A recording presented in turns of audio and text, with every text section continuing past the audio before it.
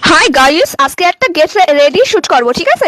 যেটা হচ্ছে আমি এখন যাবো হচ্ছে পায়খানায়। তো যেটা পায়খানায় যাওয়ার আগে ক্যাম্পায় আমি রেডি হই, সেটাই আজকে তোমাকে দেখাবো। আর তার আগে একটু নাচতে নিচ্ছি, ঠিক আছে? যাতে আমার ভালোভাবে পায়খানাটা হয়ে যায়। দেখো, প্রথমে আমি ইউজ করে নিচ্ছি একটু সানস্ক্রিন। সানস্ক্রিন ইউজ করলে কি হবে বলো তো? আমি তো অনেকক্ষণ ধরে পায়খানার মধ্যে বসে থাকি, তো ওই জন্য এটা ইউজ করলে আমার মুখে ট্যান পড়বে না। এত গরম লাগে পায়খানায়, তো আমাদের এসি বসানো নাই। একটা এসি বসাবো ভাবতেছি কয়দিন পরে।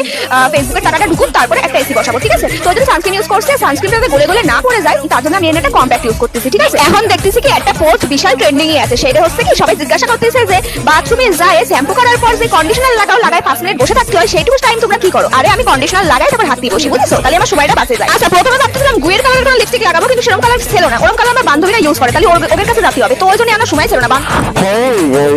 তোমার কিচ্ছু যাওয়া আসে না, তোমরা কি শুনতে পাচ্ছ আর কি শুনতে পাচ্ছ না। আমি তো আমার মাইকটাকে এরকম মুখের ভিতর গুঁজে নিয়ে কথা বলবো, যাতে কি তোমরা কিছু শুনতে পাও, তত তোমার ক্ষতি, আর কিছু না শুনতে পাও তত তোমার ক্ষতি। তো অনেকেই তো করে গেট উইথ ফুড রেডি, কি ইংলিশ বললাম নিজেও জানি না, কিন্তু ঝেড়ে দিলাম ওই আর কি কিছু একটা।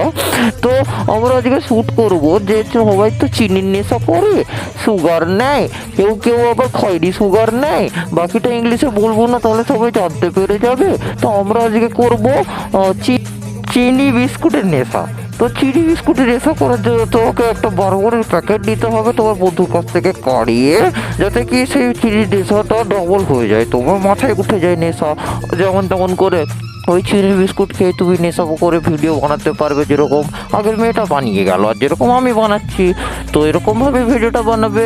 আবার দেখা হবে তোমাদের সাথে সেকেন্ড ভিডিওতে। ততক্ষণ চিনি বিস্কুটের নেশা করে যাও, যেমন করে আমি করলাম। ধন্যবাদ।